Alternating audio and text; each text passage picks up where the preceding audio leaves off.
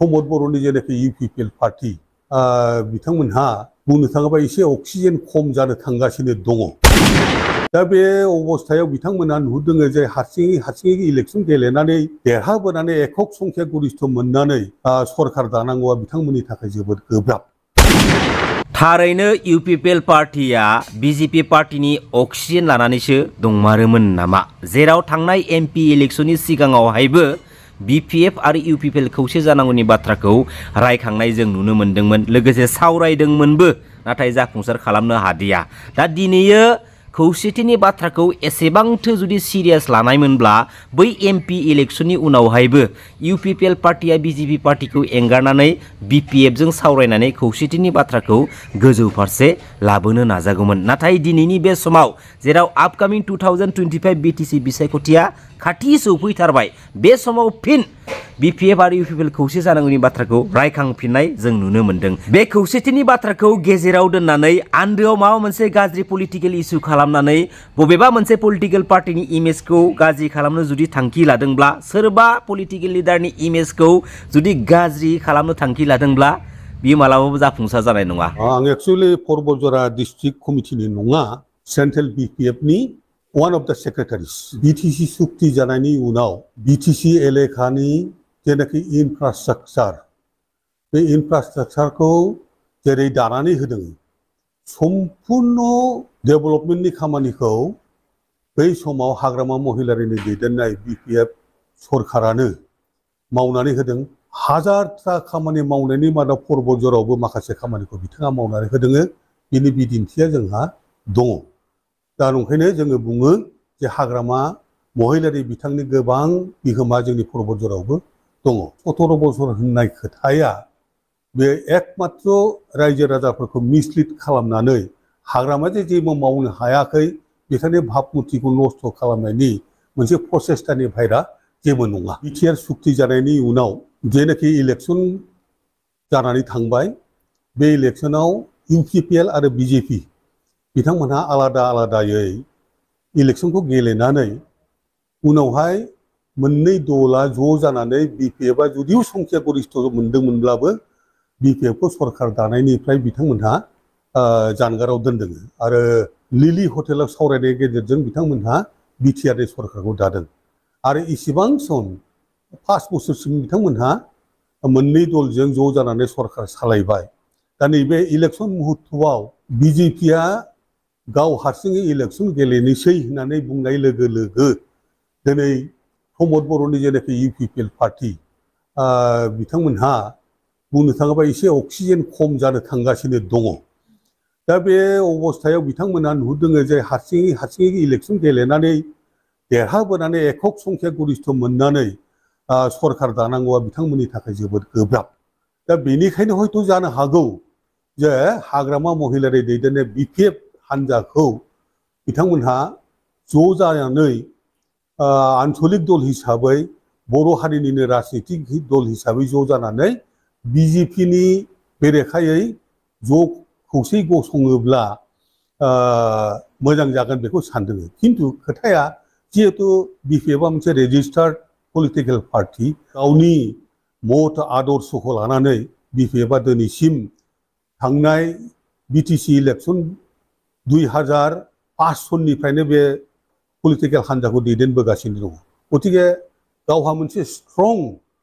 AIIMS and object दङ। दा बेनिखायनो मोननैबो दला जुदि एकत्रित जानांगौ बा खौसे जानांगौ होननानै बुङोब्ला मा सर्तआव एकत्रित जागोन, बेवहाय माखासे सर्तखौ जुदि मोखाङाव लाबोयोबासो जोङो साननो हागोन जे नैबे सर्तनि थाखाय ज' जादों। खिन्थु थांनाय एमपि इलेक्सननि आगोलबो इउपिपिएल दलनिफ्राय बे एखे स्ल'गानखौनो जों खोनानो मोन्दोंमोन। खिन्थु थाङै थुङै बे समसिमहाबो एकत्रित जानायनि बाथ्राया सफैयाखिसै, जायाखिसै। दा बिथांमोनहा परख भाबै नैबे इलेक्सननि सिगां बे स्ल'गानखौ लाबोनायखौ आं सानदों आरो बे आंनि बेक्तिगत अभिमत, हयथ' नङाबो जानो हागौ बा जानोबो हागौ, जे बिथांमोनहा दिनै एसे लोरबां अबस्थायाव फैनाय बादि मोननायखाय हाग्रामा महिलारि दैदेननाय बिपिएफ हान्जाखौ ज' जायोबा मोजां जागोन होननानै सानदों नामा ना माबा मोनसे स्ल'गान लाबोनानै जे जोङो खौसेथिनि थाखाय जे होख्रावदों एबा स्ल'गान होदों बेवहाय हाग्रामा महिलारिया खौसेथि लुबैयाखै बे दुरनांखौ होनो नागिरदों आं बेखौसो सानदों आरो दा साननो गोनां बाथ्राया बेनो जे स्ल'गानखौ लाबोबायब्ला बिथांमोनहा बिजेपिनिफ्राय ओंखारबोनांगौमोन बै समावनो आरो बिजेपिनिफ्राय ओंखारबोनानै मोननैबो दलनि गेजेराव मोजां मोनसे डिसिसन लालायनायनि गेजेरजों सिट शेयारिंआनो जा बा सोरखौ चिफ हिसाबै प्रक्षेप खालामनाय जागोन बेफोर खोथाफोरखौ मोजां क्लियाराव लाबोनानै सावरायलायोबा हयथ' इउनिफिकेसनाव फैनो हागौमोन खोमा आं बेखौ सानदों खिन्थु दिनैनि बे मुहुर्तआव जे खेथ्रआव बिपिएफ हान्जाया मोनसे आन्चलिक राजनितिक दल हिसाबै आवगायगासिनो दङ आरो इलेक्सननि मुहुर्तआव बे स्ल'गाना बधय खामानियाव फैनाय नङा बिपिएफआ गाव हारसिङैनो भट गेलेगोन होननानै बुंगासिनो दङ आरो बेबायदिनो माखासे हाबाफारिखौ लानानै हाग्रामा महिलारिनि दैदेननाय बिपिएफ हान्जाया आवगायलांगासिनो दङ आरो प्रत्येकता समस्तियावनो दिनै नुनो मोनदों जे रायजो राजानि बिपुल समर्थन जोंनि जेनाखि ग्रासरुट लेभेलनि कर्मकर्ताफोर दङ बिथांमोनहा प्रत्येक बारावनो जायगा जायगा जिखुनु बुथ लेभेलाव बिपुल संख्यक रायजो राजानि समर्थन आदाय खालामदों आरो जोंनि दलाव दलनि आदर्श बेखौ मोजां मोननानै हाजार हाजार मानसिफ्रा जगदान खालामगासिनो दङ गतिके बिपिएफआ रायजोनि जोबोद मोजां अनसायनायखौ मोनदों आरो आं आसा खालामो फैगोन समाव बिपिएफआ निस्सय बिटिसि सरकारखौ माने आखायाव मोननो हागोन बिटिसिखौ जोबोद मोजाङैनो दैदेनलांनो हागोन होननानै आं सानदों बासबारि फाग्लिजरा होननाय गामियाव बिटिआर गभर्नमेन्टआ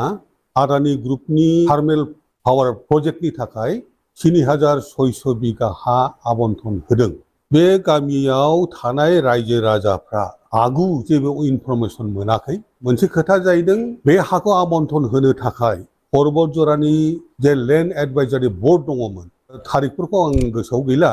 हरखाबै स्पेसियेल मिटिं कनभेन खालायनानै आबन्टन होनायनि प्रस्ताब बे प्रस्ताबखौ लाखानाय जादों माखासे समनि उनाव रायजो राजाफ्रा बे बाथ्राखौ मिथिनो मोननाय लोगो लोगो बे गामिनि आरो खाथि खाला गामिनि रायजो राजाफ्रा सोंखिखांदों मानो सोंखिखांदों होनना बुङोब्ला जे बासबारियावनो जागायनाय बड'लेण्ड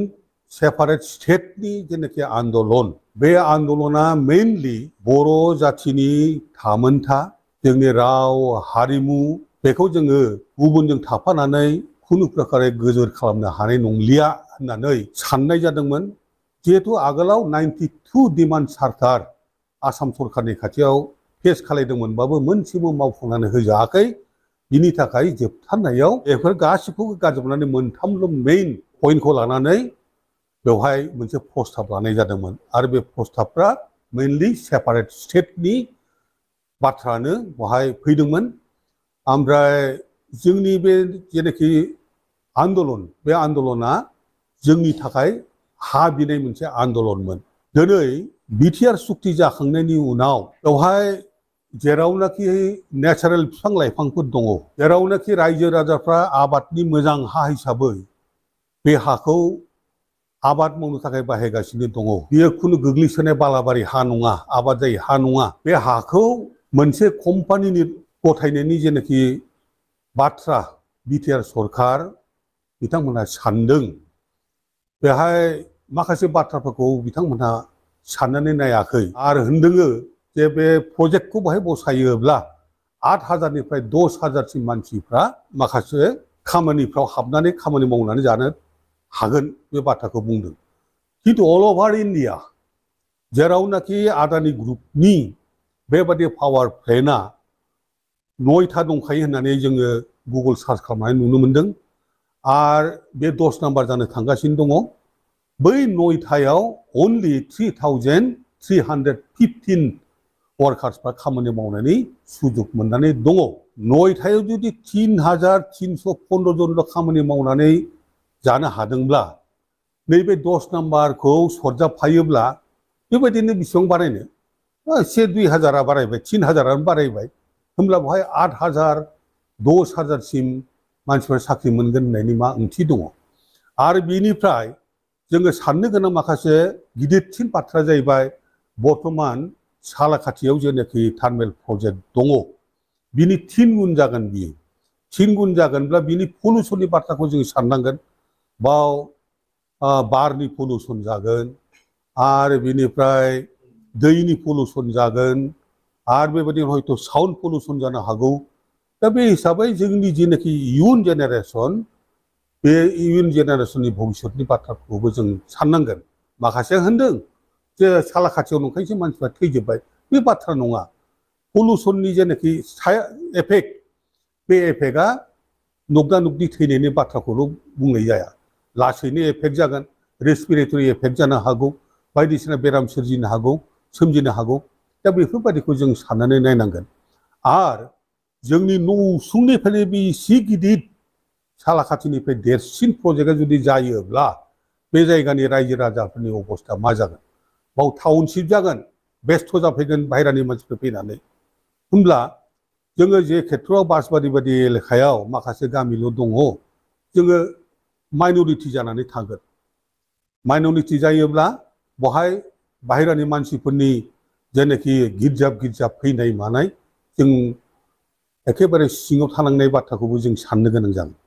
दा जेरैहाय जोंनि फुराना गामि आलंगन्ज बाहेरानि मानसिफोर साग्लोबफैनाय लोगो लोगो जोङो बे जायगाखौ नागारनानै फैनानै एसे गोलाव जायगाखौ नागारबोनाय बायदि जानानै दङ दा बेबायदि अबस्था जोंनाव फैनो हागौ उन्नतिनि नामाव जोङो जोंनि हाखौ हगारनायखौ आङो रायजो राजाफ्रा जेरै हगारनो हाया होननानै बुंदों आंबो बेबायदिनो सानदों जोङो हगारोब्ला जेसेबां उन्नतिनि आसा खालामदों बेनिख्रुइ बांसिन क्षतिनिसो मोगा मोगि जागोन होननानै आं बेक्तिगत भाबै अभिमत होनो लुबैयो आं बेखिनिखौनो बुंगोन।